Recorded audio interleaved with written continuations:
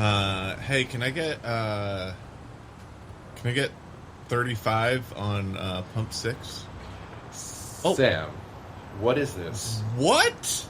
What's up, dude? What the What? heck? Dude, what the heck is going on, man? Are you on prank panel right now? Yeah, Are you am I pranking being me? pranked right now? Is this prank panel? I thought I was being pranked right now. Dude, what are you doing? Oh my God, Greg. Dude, it's so good to see you, What bro. am I doing? What are you doing? Dude, I work here. Yeah. You didn't know I work here? No, I didn't know you work here. What? How would I know? Wait, what? Is this I don't know like whether you to own- believe you or not. Like, are you being You serious? own the place? Well, somewhat. And I work 6 to 6 here. It's good. Oh, that's so cool, man. Chill. Yeah, this is so random. This is so random. I mean, you're clearly caught off guard. I know that we're close friends, but I thought that you maybe knew or something. I didn't expect to see you, man. No. It's great to see you. I mean, maybe I don't really go on Instagram that much, so do you post about this a lot? I post about the show. Yeah, the show's been out. And, Oh, yeah. But I don't post about my This the is guest that. station. Yeah, this is the podcast, so to speak. Oh my God! Oh, weird. I thought that was like a bit. No, it's here, dude. I don't like to say exactly where we are on Interstate 95, but I do the podcast here at the gas station on 95. Like, that part is real. Are we? How specific do you get though? Like, are we in Connecticut right now? Because I'm going from New York to and well, I don't like to get specific at all. I won't bleep the states. Okay. I won't bleep the states you just said because you didn't guess it or anything. But I just like to keep it general because, I mean, let's talk about it. What do you think of when you think of 95? It's Maine to Florida. There's so much that it entailed. When I think of 95, I think about, like McDonald's, kind of these big, like, gas station, CVS, not a CVS, but like, like they've got like a, what do you call it? What do you call this? It's like, I guess it's a gas station, but it's like a little mini mart gas station, right? Convenience. And convenience, yeah. But it's like, you got like shirts and stuff over here. Oh yeah, we got it all, like, man. Yeah, like at like a convenience store in my town, we don't have shirts. Yeah, I mean, this is legit. We have shirts and legit, podcasts. Yeah, we record. Have you ever seen those ones that there's like truck stops that have like showers and stuff in them? Sure. Yeah. That's funny, right? Yeah, I mean, it's sort of a liability. I remember once I bought a little, like, there was all these like little like $2 books that they had, and one of them was how to use the internet at a truck stop. I bought that at a truck stop, yeah. And it was like, oh, that's just so fascinating to me that's like, there's someone who like, who needs this book who probably couldn't find it because I bought it as a joke, and then they're like, well, I guess, I'm going to have to go to the library to find out how to call an ambulance. I don't know. Yeah, we get asked here a lot if we have that book, How to Use the Internet.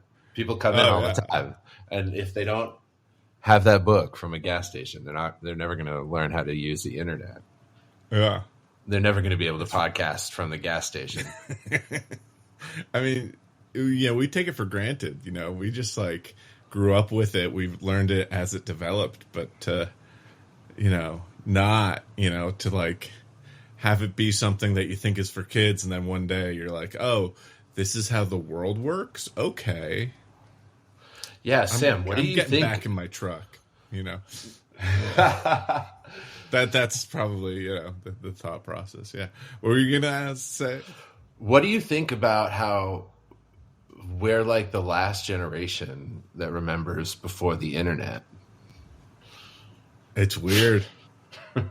It's weird. I think about, like, when I was a kid, I used to think it was weird that, my grandmother didn't know what it was like, or my grandmother knew what it was like before there was TV, and I was like, what the fuck did you do? Like. What do you watch with your kid? It's good. I watch basketball and soccer. He likes soccer because it's like just a big green field and like color. And then we watch Classical Baby. Classical Baby's good because it's just like weird cartoons with classical music, and you're like, all right, nothing beats the classicals, What do you think about Blippi, the kids guy who dresses up in a suit and like he's really popular with tiny children? Do you know Blippi? Yeah, I don't know Blippi. I have a kid. He's too young for really anything right now. I really get like now being a dad and seeing this stuff and kind of being exposed to the stuff that kids are into.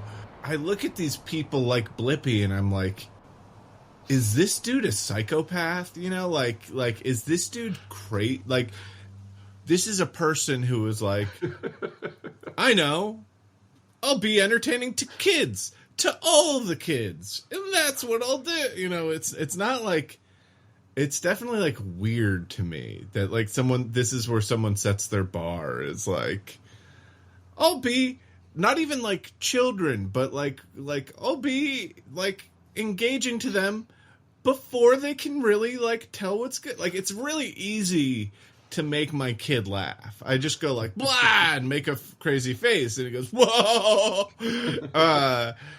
And you're good though, Sam. I don't feel like I'm accomplishing something though. I'm not like, oh wow, I gotta chase this dragon, like. You could be the next Blippi. This is, could I be Blippi? Could I make a living?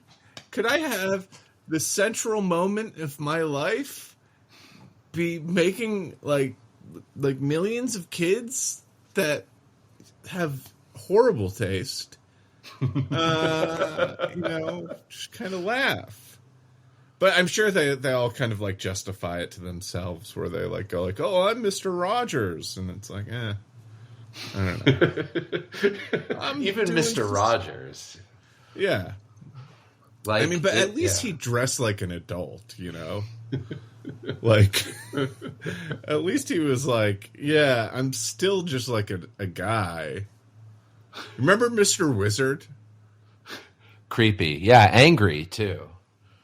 Yeah, that was a weird thing, that like, there was a show that it was just this guy who knew science stuff, and kids would stop by his house.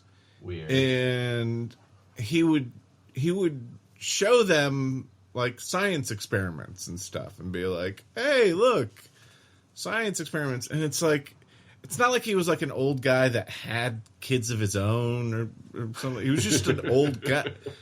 It's like, and I remember like in the 80s and 90s, there was like a lot of like, hey, stranger danger kind of stuff. And it's like, hey guys, maybe you shouldn't be showing us Mr. Wizard, and kind of normalizing like stopping by the neighborhood weirdo's house, Like random kids. It's not even like he doesn't have a building relationship with any of those kids. Like, no, like, except I don't, for maybe like I'm showing wrong. them how like a balloon expands, or like building a volcano with them. But like, I don't think there were many, like, maybe I'm wrong. Maybe that, but was there a lot of repeat visitors, like, To Mr. Wizard? No, I don't think so, man. I mean, like, I haven't seen the show in probably like 60 years, but like, it was just one-off science experiments with different children every time. Different children and an every old time. dude like showing them science in his basement. Yeah, he's definitely killing those kids. Oh, yeah, like, they why all else is there a different one every time? Because you can't kill him twice. That's why. He's like, I'm going to show you this experiment, and then I'm going to have to murder you. Yeah. For my other experiments. Oh, my God, man. I would not want to relate. I think that guy Blippi has some sketchy video stuff. If you Google it, he actually made inappropriate videos on his own, and yet still dresses up as Blippi to appeal to children.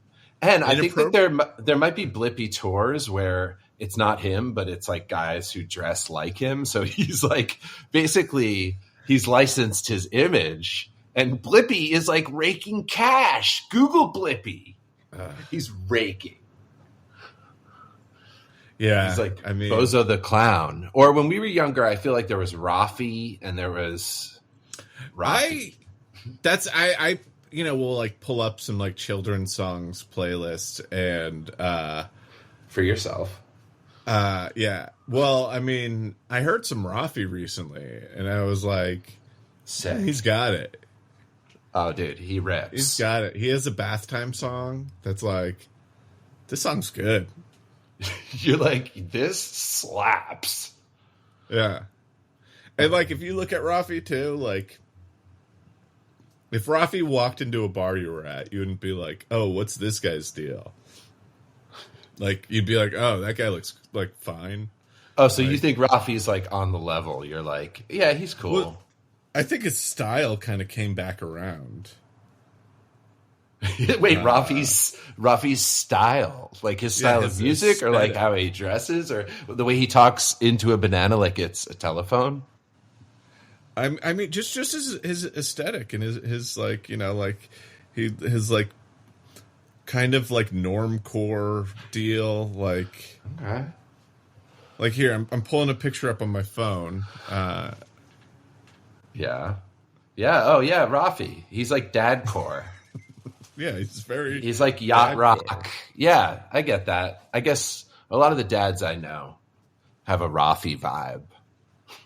Yeah.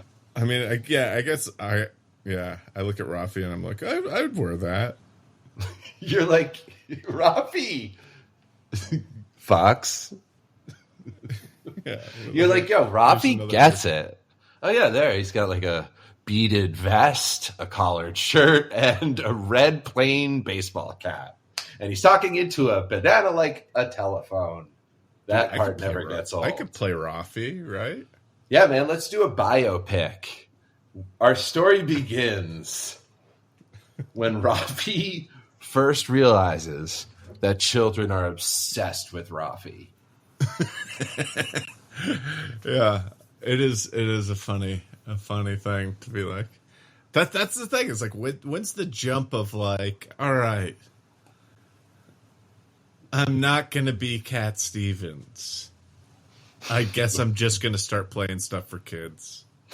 You think like Blippi had that conversation with himself? He's like, I'm not gonna be Cat Stevens. I guess I'll just put on neon overalls. And I mean, I bet he was probably creating some sort of content before, he was like, oh, I'm Blippi now. Yeah, if you Google it, it wasn't good content. It was outlawed in every country. So those dirty Blippi videos are like Blippi pre-Blippi? Yes, I think so. Or during Blippi. However, and I think, your fans might know something about this. It didn't get him canceled. Blippi continues to rake cash, even though he might have made some questionable videos. I think all the videos he makes are questionable. What type of questionable? Like, is it like dirty sketches or like like blue? I mean, as in dirty, or is it like Does he have an OnlyFans? Dick pics? Is it dick pics? Keep guessing. I'm gonna look it up. Is it? His name is Steven John. Is it Steven? Lucky number Steven. John in 2013. This is Blippi. Under the persona of Steezy Grossman, started making gross out videos. Oh. John performed the Harlem Shake on a toilet and defecated on a naked friend. When the video was unearthed by BuzzFeed in 2019, John said, at the time, quote, I thought this sort of thing was funny, but really it was stupid and tasteless, and I regret having ever done it. But that didn't get him, he didn't get canceled as Blippi. I mean, Blippi rakes cash. It's like. Yeah, Blippi, yeah. That was pre-Blippi, and he did something like stupid. Sounded I get it. Cuz his audience is also too young to Google, Like they're not going to like kids who are watching Blippi aren't going to be like Blippi. Sleazy Grossman. Ooh, what's this? Okay. It's Steezy. Oh my god, Steezy. It's how dare you? It's Steezy Grossman. And the parents can Google, man. I mean, it's so funny that I just read to you from Wikipedia that he defecated on a friend and you said, I get it. You go, I get it. I've done some shit, and I some shit that I was like, I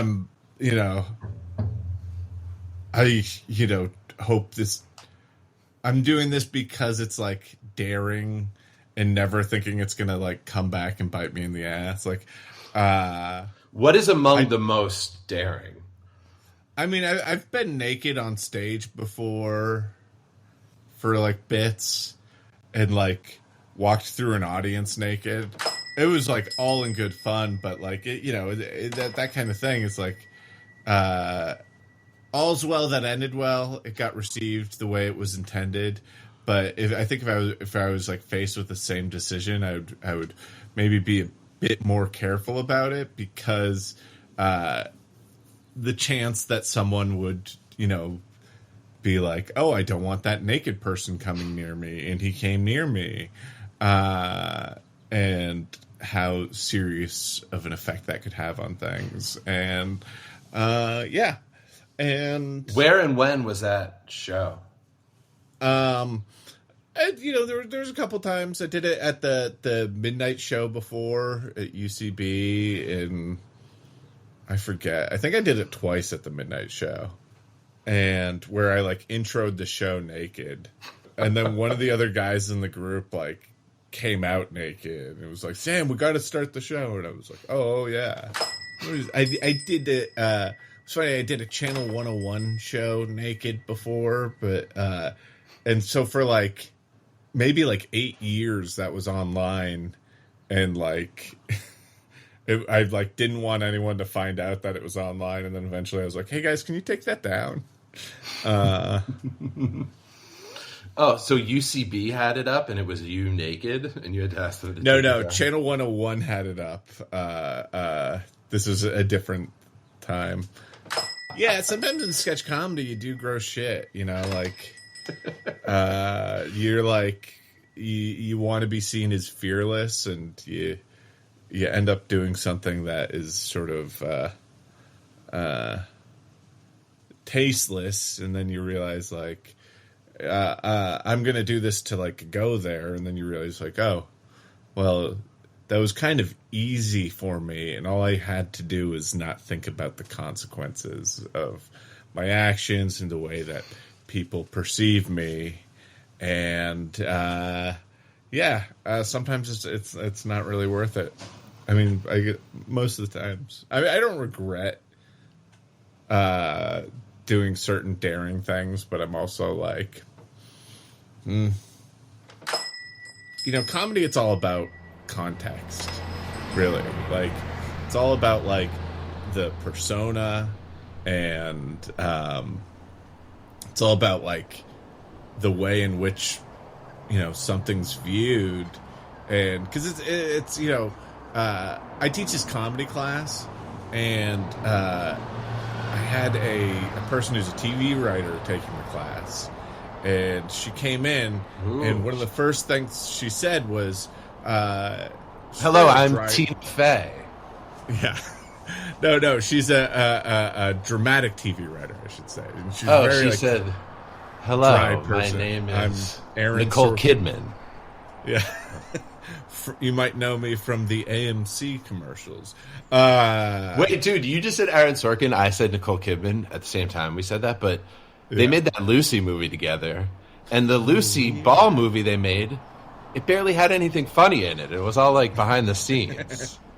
Well, this person was very serious, and they asked me if they were asking me if I was like, the question was like, why are you taking this class? Not like, it was in a philosophical way, not in a challenging way. Yeah, right. You're like, welcome to the class. Why are you taking this class? You're like Stand and Deliver meets Lean on Me. You're like the teacher from Dangerous Minds. Yeah. If you're not here for the right reasons, then get the fuck out. There's the door. I got to take this class. But one of the things she asked me was, or she said was, that she was the reason is she was wondering if comedy was all just subversion of expectations. And the funny thing is that like it's like yes and no. It's like or if a joke is just subversion of expectations, where like no, there's a lot of different like types of jokes, but like I think in a way you could kind of track a lot of these jokes to that point of getting an audience to expect one thing and then delivering something else. And it's not all like someone, going like, knock, knock, who's bear? Classic joke. But it is to say that even like absurdist stuff is like just basically taking the kind of like meta approach of what people are expecting and looking at things in like a grander scale of what they would expect out of this experience, and then like kind of playing off of that. And and so I forget why I got on this. Oh, the context of everything. And that context is what sets up those expectations. And that context is, that's like, I think as I've gotten older, what I've realized is like, is thinking about that context more and more, and thinking about like, as an older comedian, what I've kind of thought about more is like truly what that context is, and thinking about things in those terms of like, what are ways to like, master that context, and then also like the other side of it of like, like having a very controlled context, but then at the same time giving yourself the freedom to like play around and enjoy stuff, and figuring out like fun and creative ways to put myself in situations to, like just be in a charismatic way that I can enjoy. And yeah. So, what do you think are the top 2 issues facing the nation this summer? Wow. Wait. How about this question? What's the funniest thing you've ever heard in your life? And what's the funniest thing that's ever happened to you in your life? We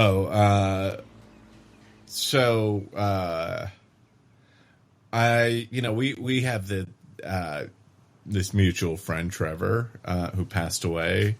And we used to work together, me and Trevor. I mean, we used to work together on the comedy show, but we also, used to work together at an all Asian television channel called Imagination in New York, back in like 2004, and it was a startup company, and it's one of those things where it was like, it was bizarre that like me, Trevor, and Zach all worked at this place, and there was like 60 some employees there, Midtown offices, and we were, 3 of the 6 white people that worked at Imagination, and we were in a comedy troupe called The Whitest Kids You Know. So that was like kind of absurd to begin with, but it was also like, it was a fun time, and we clocked in and did our jobs and produced stuff for them, and it was pretty cool. But there was one day where they were getting health insurance.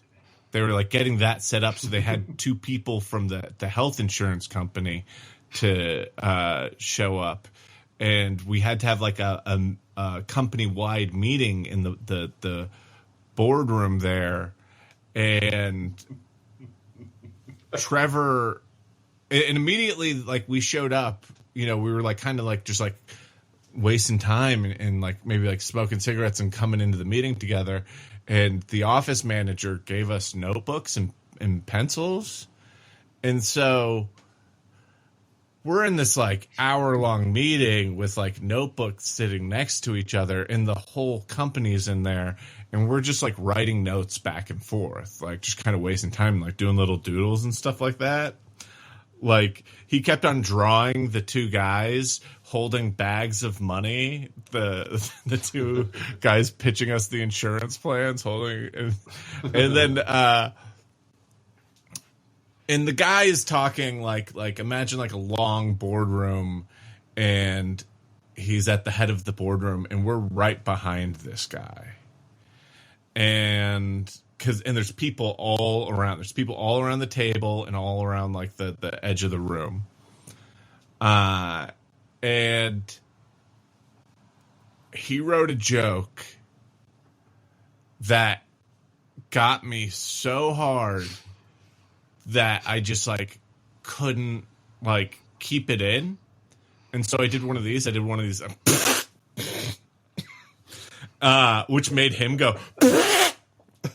And then I'm like responding off of that, and it's like and we're dying, and like everyone's looking at us. We have like no out, like we're in this round room, and we're dying. And the guy who's doing the speaking is like trying to like continue on, and he realizes something's going on behind him, and he looks back at us, and it's these 2 idiots going. Like turning red, and he's like realizing like, oh, they're giggling about something, and this is funny, and he's like do that, and so and it's like near the end of the meeting ends, and we go into his office, start cracking up, and then like 5 of the people that we work with like came into the office and we're like, guys, what was going on there?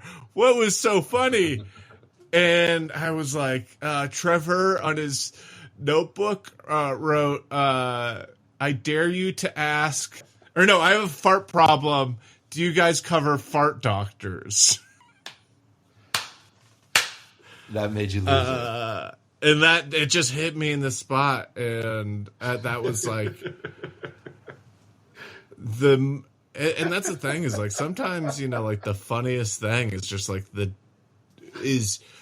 that's another thing about comedy, about the way I view it is I think as a comedian, I am an expert on being dumb. I have to like think about being dumb the hardest. And like one of my favorite jokes in anything is Do you like Three Amigos? I hate them. No, yeah, I do. They're not a band, right? Yeah, I dig Three Amigos. Their new stuff's cool. Yeah, no, they would do a sequel to that, except Chevy Chase must be so difficult. But I heard that like Steve Martin and Martin Short, like, you know how like comedians. I wish your statement was, I heard that Steve Martin and Martin Short are making this TV show together that's on. It's like, yeah, great. Yeah, I've seen it. Only murders I've heard they're in this show. Only murder. Yeah. No. What were you saying? Hey, dude. Sorry. No offense, but on that show, Only Murders, real quick, what is up with Selena Gomez? She's like, hey, why are there murders going on? Like, the monotone is consistent and noticeable. She's just constantly like, oh my God, there has been another murder. Anyway. Well, I think they're just like, this is our idea of what young people are like. Yeah. But that sense, show, they're I like right that about show. that. Yeah, I like that show because it's definitely not for everyone, but it also is like, what if the New Yorker was Hardy Boys? Yeah, it's like, okay, all right, that's what you're giving me. Cool. Could have been a movie. Didn't need to be 10 hours a season, but could have been a movie. Season 3. Oh my God. A third murder happens. Oh, are you kidding me? She's like, that is a third murder. God. Like, and reintroducing Selena Gomez as the Gen Zer. And she's like, I can't believe there's a murder. That's a good. I got a question for you, Greg. This is. Do you have any new impressions? Do you have any good impressions? Selena Gomez. Yeah. No, that reminded me. Do you have any other ones? I do, but real quick, I got to say what I wanted to say. Oh, okay. All right. Somebody told me that a guy we talk about on this podcast before, Mulaney, said he's spilling the beans. Mulaney. He said that Steve Martin and Martin Short, Sam, you know the way like you and I might like sit around and like make fun of like a comedian we like really dislike. Yeah. Well, Steve Martin and Martin Short, they do that and they talk trash about Billy Crystal. That would be so fun to sit in on. Yeah. And like with like Mulaney's sitting there and they're just all trashing Billy Crystal. I mean, Mulaney's probably got like an hour on Billy Crystal. I mean, Greg, you're doing your thing. I'm doing my thing. You're doing your whole gas station thing. And it's interesting. We came up with a lot of people who are doing really, really great for themselves. Have done a lot of great things. What do you think about the experience of like crossing paths with those people and like I don't know. Here's what I'll say is like it's kind of like it's a little bit. I kind of hate it, and what do you hate? I kind of hate it because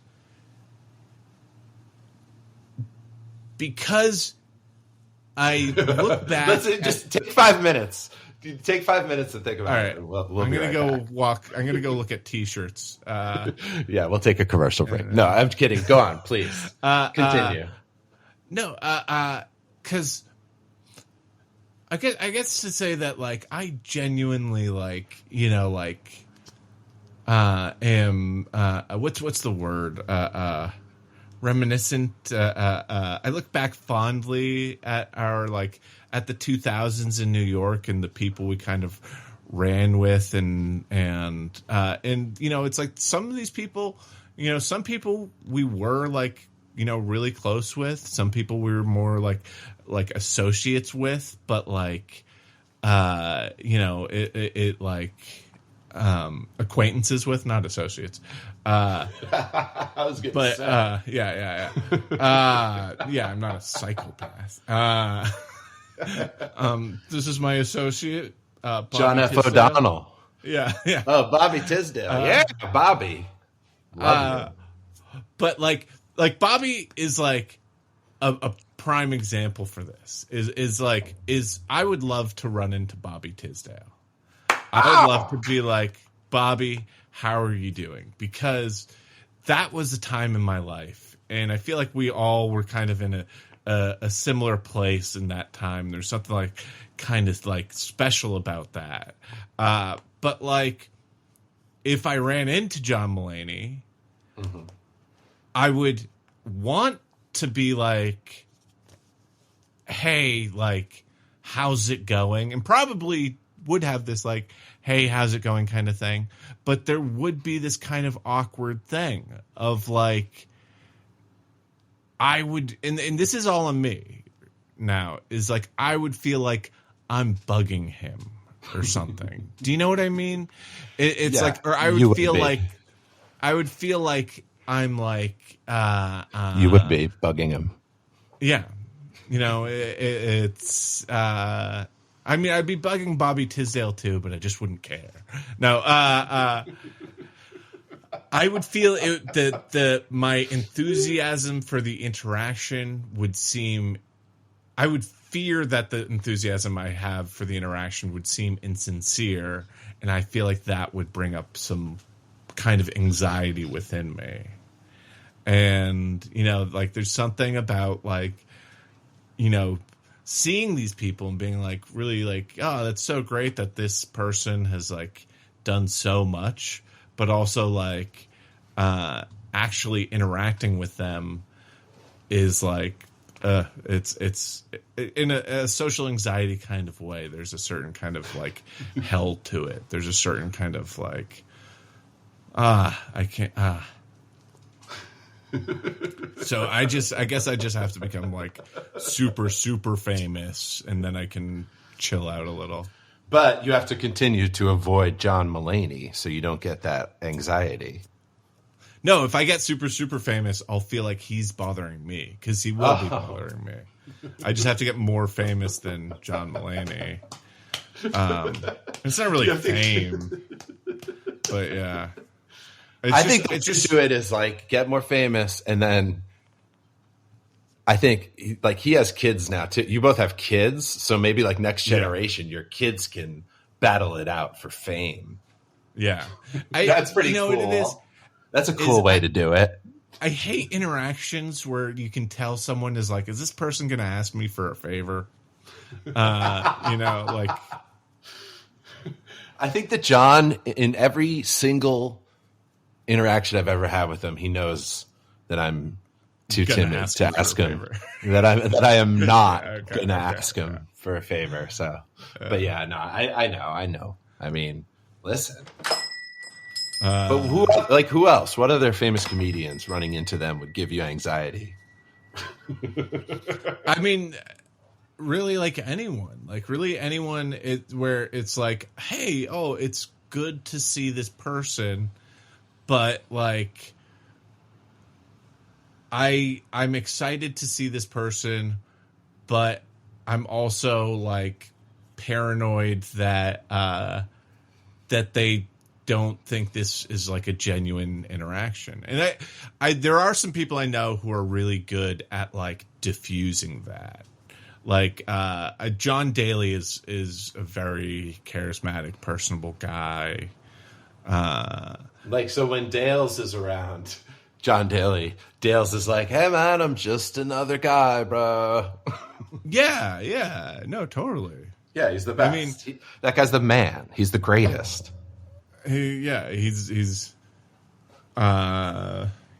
And no, it's just that like there is this like weird kind of sort of scorekeeping in the entertainment business, because everything's so public that like it's like it makes that the sort of, I don't know, do you get excited to see people you haven't seen in a long time and are favorable of in the past? Yeah, man, that's what this is right now. Yeah. That's what we're doing right now. Totally. It's the best. It's I literally live for it. Yeah, I mean, like the last time I saw John Mulaney, I was about to get married and I invited him to the wedding, but he told me he was going to be in Europe. But we talked about rings together too. That was another thing. And the movie, the 7 Days movie? No, like we talked about our wedding rings. To 7 Days? Oh no, that's the wedding rings. Okay, that's fine. It's a private conversation anyway. But no, yeah. I mean, you live in LA. You live in Hollywood. It's different from this gas station we're in, wouldn't you say? I mean, I would love nothing more than Mulaney to walk through these doors. However, the only better guest I can think of is you, Sam. So I'm so glad that you're here, dude. You're the man. Wow. This is the best. Thank you. Well, I was going to ask you though earlier. Do you have any new impression? One of the things, I hate not to like throw this. I hate impressionists who are like that's their whole thing is like doing impressions. But I do like people who like naturally do impressions. Who like people who like. Just when they're listening to people, how they talk, they're paying attention to like, oh, Selena Gomez is like, oh my God, there's a murderers in the like I like that. So I'm always like, and you're one of those people that like, you're watching a show and do you have any new impressions? Yeah, I started watching this new show just recently. Have you heard of this show? It's pretty popular. It's called Vanderpump Rules. I've heard of Vanderpump Rules. Well, I've been to one of the restaurants. I'm sort of toying with my Tom Sandoval impression. He's like, I didn't cheat on Ariana. He's like, I will vouch for Lisa and our business, guys. Everything is very it's almost like that. It's like how Blink-182, like how people like strain. Yeah, it's like a pop punk version of Vocal Fry. Yeah, man. And actually, I don't know if you watch that show, but I'm new to it. And Tom Sandoval, and his like other friend Tom Schwartz. They showed a picture of them from 20 years ago, and they look like they're in Good Charlotte or like the band Sum 41. Like it's insane. So it's no wonder that this guy Sandoval is like, he's got to be 45, probably lying about his age. And he's like, let's go to Hermosa. Now, like the thing with, I was talking to someone about this. The thing with Vanderpump Rules is it's about these restaurants that, Jean-Claude Vanderpump owns. But I see nothing wrong so far. Go on. It's about all like the waiters and waitresses there, right? Yes, and they're all hooking up. But you can like go to these restaurants and these people still like have to work there. Yeah, allegedly. A friend of mine who I'd love nothing more than to get him on this pod. He did like a Vanderpump tour of all the restaurants recently out in LA. And I don't think any of like the stars of the show are actually like asking you if like tap water's okay. Like I don't think they're actually like, want more bread? And it's like Sandoval's like, oh, here's some olive oil for your bread. He's like, can I start you off with anything? But yeah, no, I don't know. But the show's just about this trashy friend group that's constantly being I'm so fascinated, unfaithful to one another. And fucking all the time. Gross. Like it's disgusting. In what in what degree do they still work there? Like that's the thing. It's like they show them on the show. So Raquel Leviss, she's at the center of a firestorm right now. She's the one who Tom Sandoval was cheating on his girlfriend Ariana with. Raquel Leviss, they showed her this season working at the restaurant. Like there are like scenes where she's like folding the napkins for dinner service. And like, do I think it's fake? No, absolutely not. Nothing on reality TV is ever fake. Nothing. It's still real to me, damn it. I just got into it, Sam. So I was weird. I'm going to start at season 10, episode 1, and it's hilarious. It's hysterical to me. Like it's so trashy. There are things on it that are funnier than any comedy I've ever seen. And I think that other Vanderpump Rules fans can vouch and attest to that as well. It's so ridiculous and it's so contrived and trashy. Now, are you watching it? Did you watch it from the beginning and get caught up? No. I had people say to me, you should go watch the 9 seasons before this current one. And I'm like, I think I'm good. Like, I don't think I need any more context. Like, I think that I can just go into this. And you know what? It's actually worked out to my benefit because they occasionally show these flashbacks, not unlike the one I just mentioned where they showed these guys 20 years ago. And I can't help but pause it and be like, that was them? Because the people all looked so different in seasons past. And they've all basically screwed over each other 10 times each. So, it's just trash. Do you ever watch Survivor? No, I haven't been watching Survivor. Sometimes I watch The Amazing Race, though. Survivor's 40 seasons. They're up to like 42 or something like that. No spoilers. I want to start from the beginning. Over the pandemic, actually right before pandemic, a friend of mine was like, hey, you should watch the current season of Survivor with us. And I was like, okay. And I was watching it and I was like, oh, this is great. And I was like, should I go back and watch any of the seasons? He was like, yeah, all of them. And I was like, yeah, I'm not watching all of them. And so I was like, can you give me a list? And he gave me a list and it was like almost all of them. It was like 1, 3, 4, 5, 6, 8, 9, 10, 12. Yeah. Seriously. And then I went and I watched them. And then I realized oh, I should have watched all of them. Because there really is this context to everything, and it really is about how the show evolves and everything. But I've been watching Australia has their own Survivor, and it's the same show, but just better, which is weird. It's like there's you go oh, why do you watch Australian Survivor? And it's it's edited better, which is a weird thing to say. And you're like, what are the, better timed cuts? And it's no, they just have a little bit more respect for the audience. And they'll as a TV show try and they put a little bit more attention to the kind of storyline that they're presenting to the audience. And the last season that I saw of that show was the most amazing season. It was by far the best season of reality television I'd ever seen. It had me crying multiple times.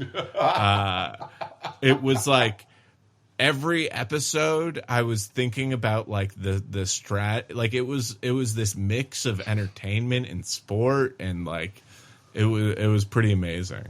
Wait, what about Survivor Australia makes you cry?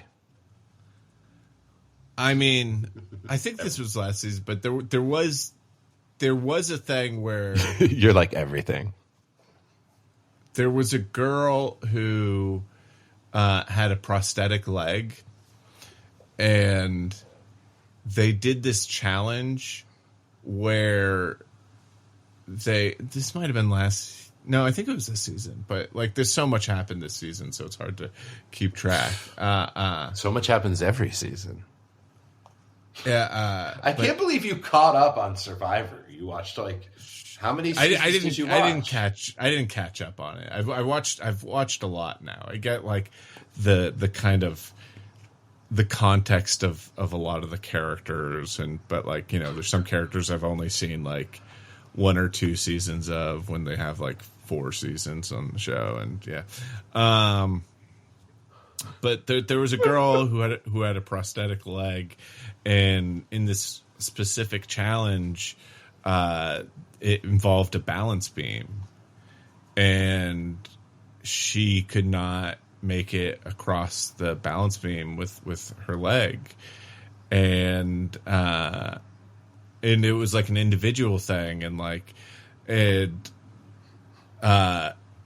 she didn't give up and ended up coming from behind and actually winning the challenge.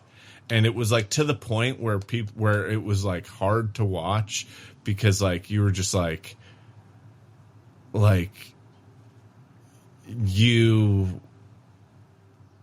every single person had passed that part, the balance beam part of the thing, and was on to like the last stage of the thing, and you were just hoping that she would finish it before someone completed the task.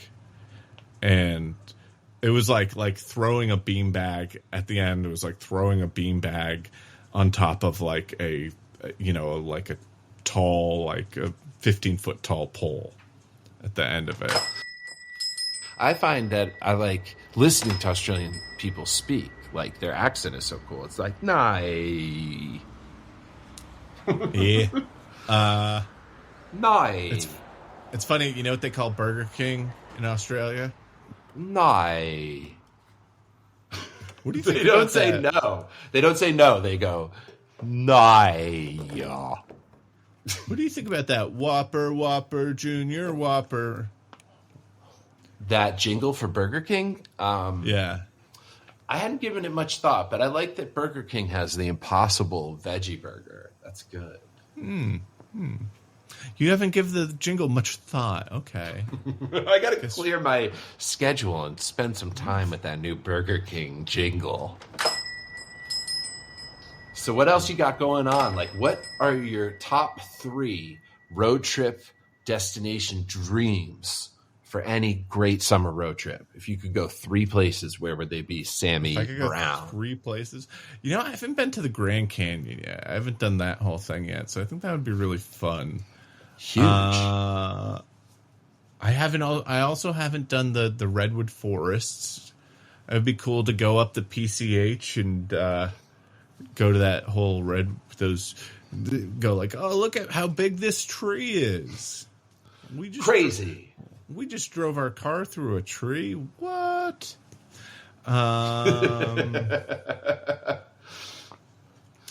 And, fucking COVID, like, got in the way of my 40th birthday party. But yeah, man, we were supposed to go live it up, right? Yeah, I wanted to, like, my original idea was, like, to, like, basically throw a dart at a map and be like, all right, we're going to go, like, pick a random town in America and be like, this is where my 40th birthday party is going to be. And then, like, get just a bunch of people to show up to wherever. Yeah. And then someone was like, hey, let's see where, like, the area code 42069 is. That's your favorite number. And we found out that was like a really like methy place. And then it was like sort of like, oh, maybe we should give a little thought to where we're going. And then our friend Trevor suggested what's the name of the place? It's the town where Dollywood is. Oh, is it in Tennessee? It's like something Falls, Tennessee. Or something Forge, Pigeon Forge, Tennessee, I think it is. Totally. And he said, he was like, oh, Pigeon Forge, Tennessee has like a bunch of like, you can like rent a 20-room cabin for like, you know, like it's like $1,000 a night or something like that. So it's like, you know, if you break that up between enough people, it's actually really cheap, and it has like pools and hot tubs and stuff. Yeah, we would have been making money for your 40th birthday party. Yeah, and then there's like funny, like cheesy wax museums and stuff in Pigeon Forge, Tennessee. I've also never been to Memphis. I want to go to Memphis.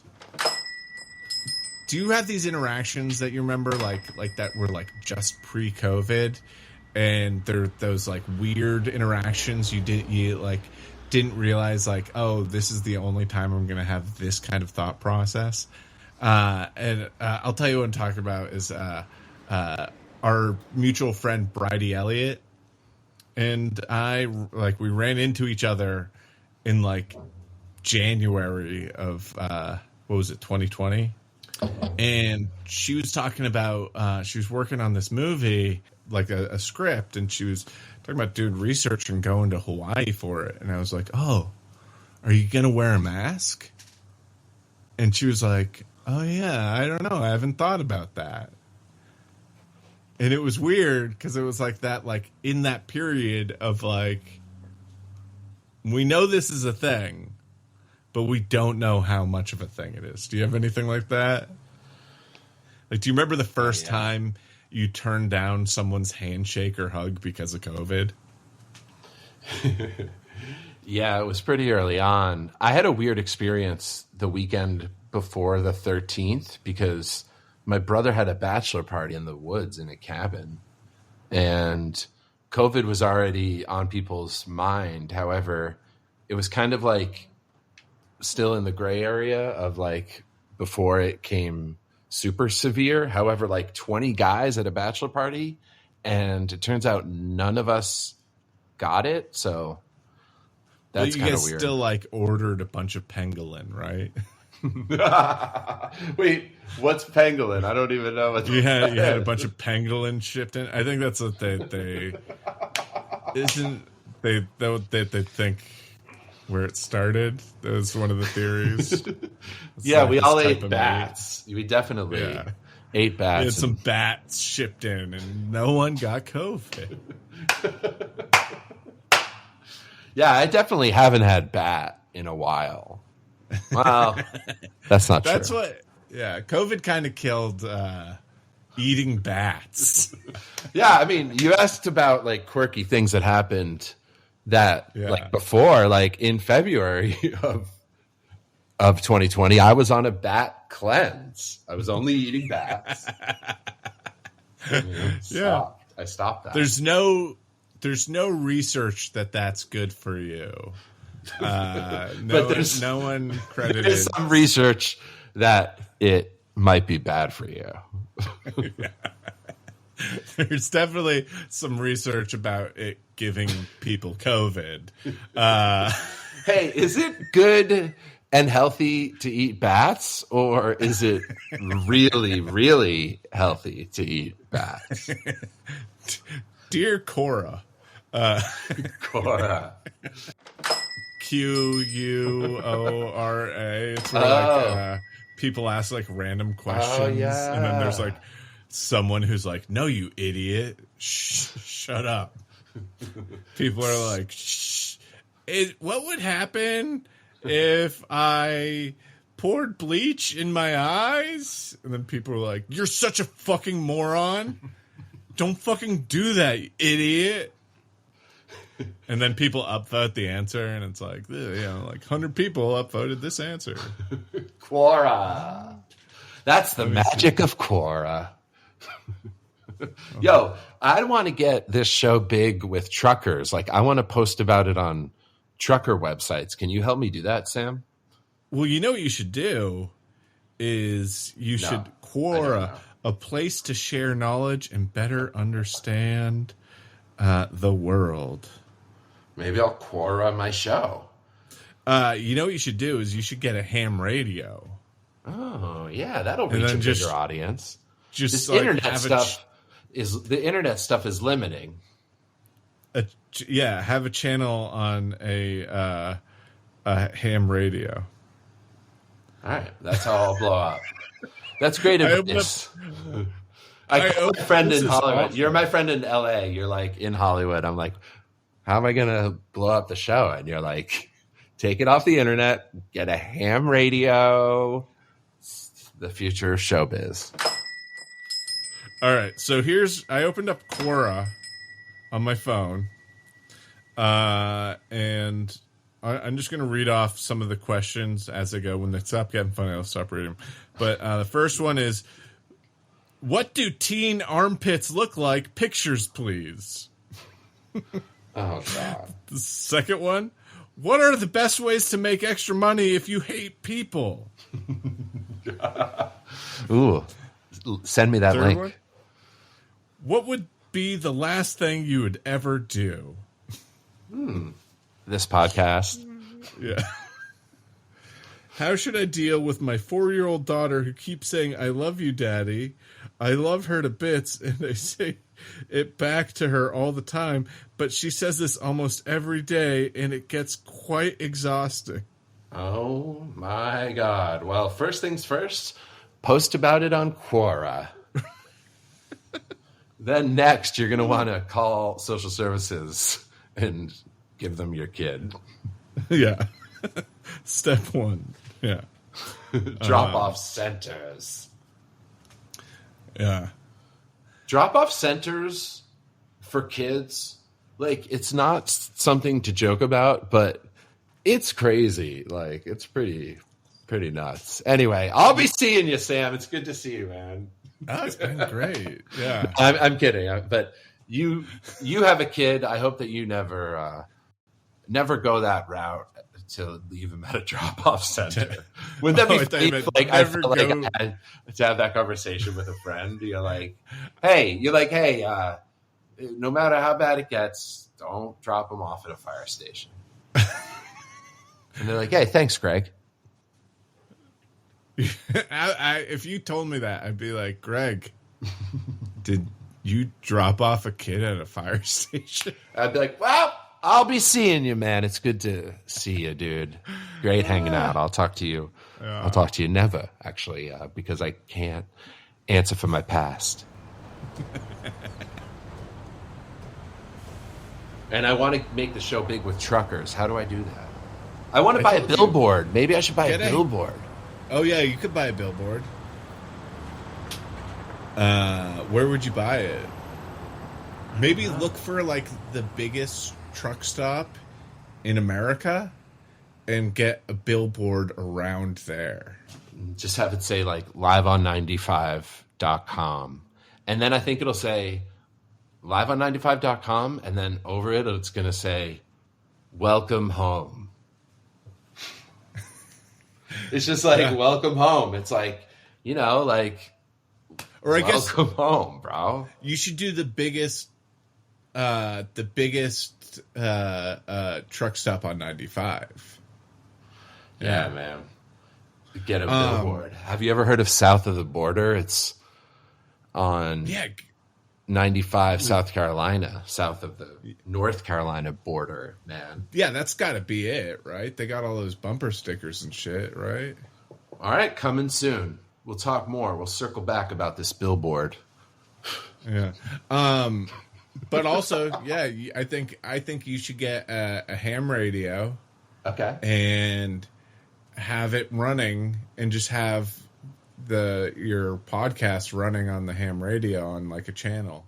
Oh, so you're talking like a simulcast. Like the internet's not enough. You think that I should be like radioing individual truckers? Because, well, no, not individual truckers. They all have. Isn't that what it's called? A ham radio? Yeah, and trucker 1414. And I'll just pick a channel and kind of like do my pod on the ham radio, simulcast it on the internet. Yeah, have it going with your podcast playing on repeat. I think it's genius, man. I think it's gonna blow up. I'm gonna be texting you in like a week and be like, wow, that blew up. And by that, I mean my hobby of ham radio. Yeah, I'm going to be on the ham radio operator.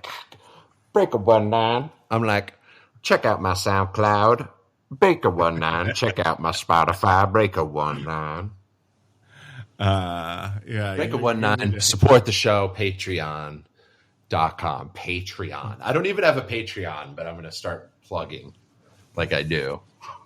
Breaker19. Patreon. Breaker19. If you like this content, hit up Patreon.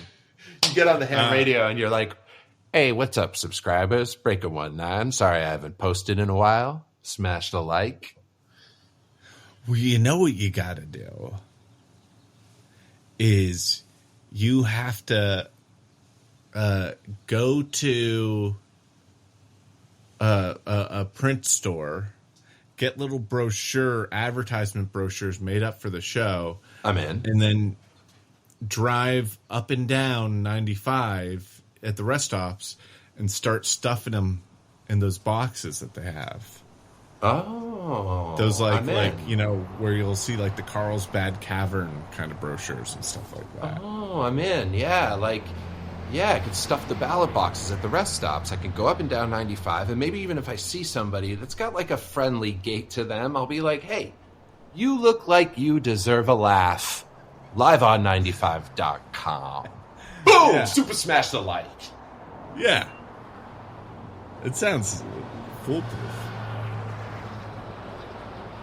Somebody wanted to know what you think about how Timmy was on this show, and he said that you can't drink anymore because you can't control it. Because I can't control it. I've been there, done that, you know. I don't drink anymore because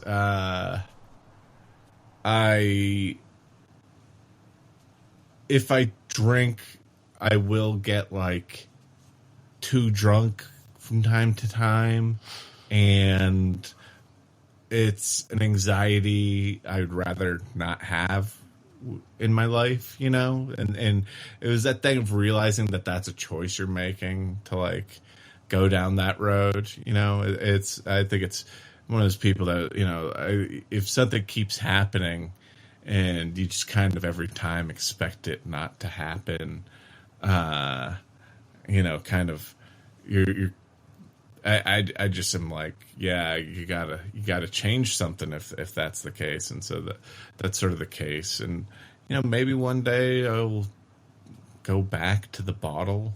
Oh, but for now, I have found a fulfilling life without drugs or alcohol. Well, just promise me that if you ever do go back to the bottle, like you said, come to the gas station and we'll record. I want to be recording on that. Okay. But you know what I mean? Like, I don't know. I feel like when I was younger, I was like getting drunk because I hadn't gotten drunk before. And the novelty wears off. The novelty had worn off. And it also, like, it grosses me out when I go to, like, if I were to go to, like, Disney World or something like that, and you see so many people that are, like a 40-year-old dad who's, like, got his, like, this big Mickey likes his tequila t-shirt or something like that. Or, like, it's Wine Wednesday. Yeah, it's like she's the beauty and I'm the beast. When I get drunk. Yeah. And it's just like that whole thing weirds me out. Is that like kind of like, hey, isn't it cool that I drink alcohol? And you're like, no, it's not. Sam, how would you be able to continue to possibly drink, like knowing that, you know, we knew people that like it ruins their lives, or, you know, strangers who it ruins people's lives, right? I mean, I say I could go back, but that's like,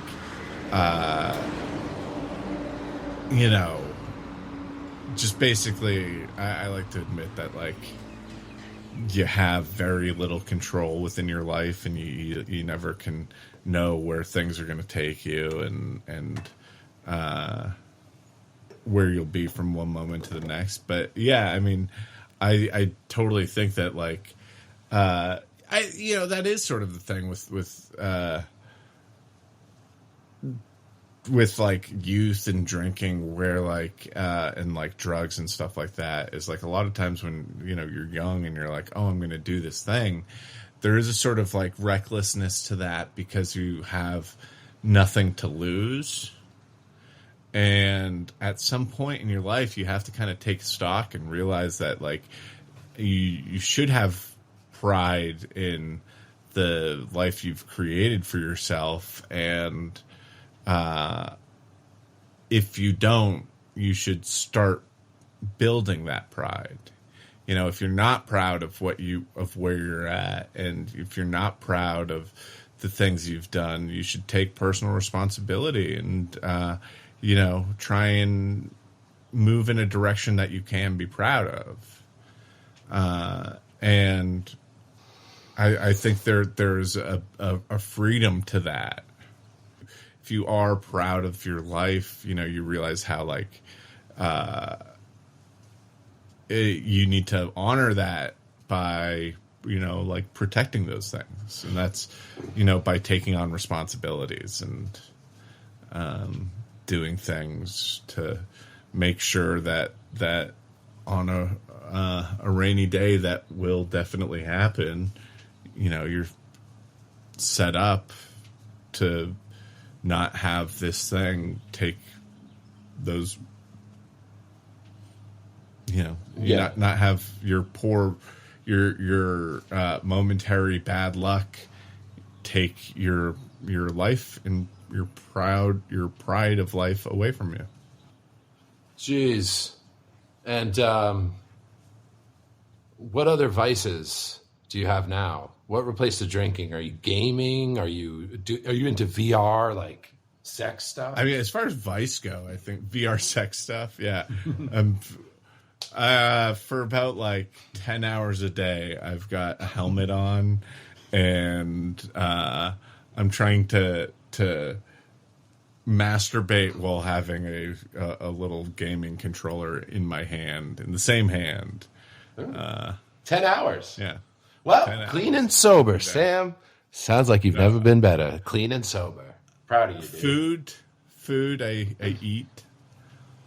Laziness, I can, be a little lazy from time to time. But, yeah, I don't know. I have a kid, so it's like you kind of... It gets harder and harder to be lazy when you have a kid because there's always shit that you have to do.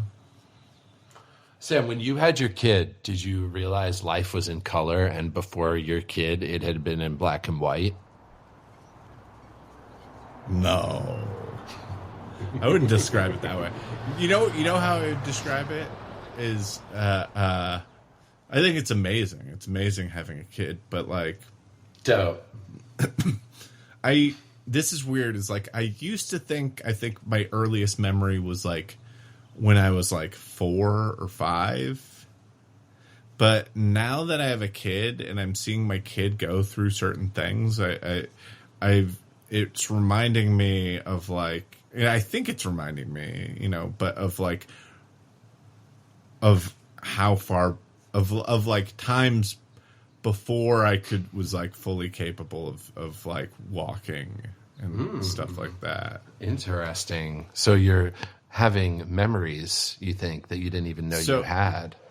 Yeah, I feel like I can like, it's not like really like unlocking memories, but it's putting like context to memories that I had floating around in my head that I'm like, oh, this memory must be from this time because, like, oh, like you kind of like relate to your baby in a way, and you kind of go, oh yeah, and you realize like how there's some sort of insight you have into how you ended up where you are. I wouldn't know about that because I dropped off all my kids at the Omaha fire station. Yes, you can't relate to it if you can't see it. Good seeing you, though, dude. Cape Cod, shout out. Cape Cod. Gotta love the Cape. Hey, Cape Cod and the islands, they love listening to liveon95.com. Sam, before you leave, you're obviously an iconic member of the famous sketch comedy troupe, Whitest Kid You Know. What is something controversial you could say to your fans? What is something sort of out of line that you could say on my pod to make waves out on the internet? I'd say, can I say this is this might make waves, but can you stop quoting my sketches in Instagram comments? Mm-hmm. You know, like there's just a lot of like people who like take the, you know, like I'll take a picture of something and then they'll like be like, you know, I had a picture of me with my partner Emily, and someone was like, "Oh, is that your child bride?" And it's like, come on, like it's weird. It's. I get that you've seen the show. It's fine. It's fine. All right, cool. You know, I'll have a picture with like a friend of mine that's a girl, and they'll be like, "Looks like someone's about to get graped," and it's like, she hasn't even seen the show. She doesn't deserve to like have you say that to her. She doesn't need to know the reference. Like, when you guys put out a DVD of your show, didn't one of them have your phone number in it? Yeah. Do people call you? No, I've changed my number. It's a shame. Well, I'm glad that you said all that stuff you said about being like an outrageous comedian and how it comes into more perspective now that you're of a certain age, I guess. Because otherwise you'd still be like running around acting crazy, or I don't know. I look at Johnny Knoxville. You know this guy, Johnny Knoxville? You've heard of him. Am I saying that right? He's still running around with stun guns. He's like stun gunning people. And I know that that's his brand in his life. And he's iconic and he's very wealthy and successful. It's just something that, like you were talking about, kind of just like being a comedian in general, it gets different, let's say, post-35 versus pre-35. I'm like, you know, to each their own, but I think there might be something wrong there. With Knoxville?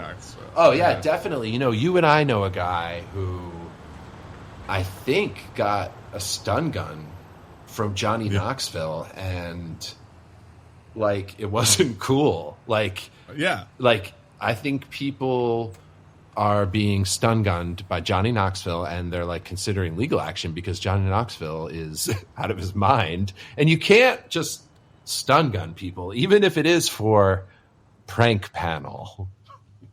Yeah. It's not allowed. You know, there's a thing where it's like when you're younger, it's like you kind of do stuff just because you need something to do. But sometimes, you know, when you're older and you got to do something, it's because you want to make money. You have some sort of agreement that you will do a specific task, and you will get in exchange a payment for that task. And when, you know, like that happens, if someone's like, hey, on top of that, I'm going to physically harm you without your consent, it's sort of like, that's not what I signed up for here, man. Like, that's, you know, I would have negotiated a different contract if that's what this is. You know, like, or like, you know, you should have a choice in that kind of thing. So, that's something you realize, and yeah, man. And they say, never meet your heroes, because in the case of Johnny Knoxville, he will stun gun you. Or he might even murder you. piss on you or light you on fire or something. Or like prank your dad, whatever. Yeah. Oh, it's crazy. You boys out there in Hollywood, you're crazy out there in we're all crazy. Tinseltown. You're crazy, Sam. That's why I like the laid back pace and the vibes here at the gas station. Yeah. No, I get it. 35 on pump 6? Yeah, man. You already paid like 45 minutes ago. Oh, okay. But when I get out to the pump, yeah, I'll be good.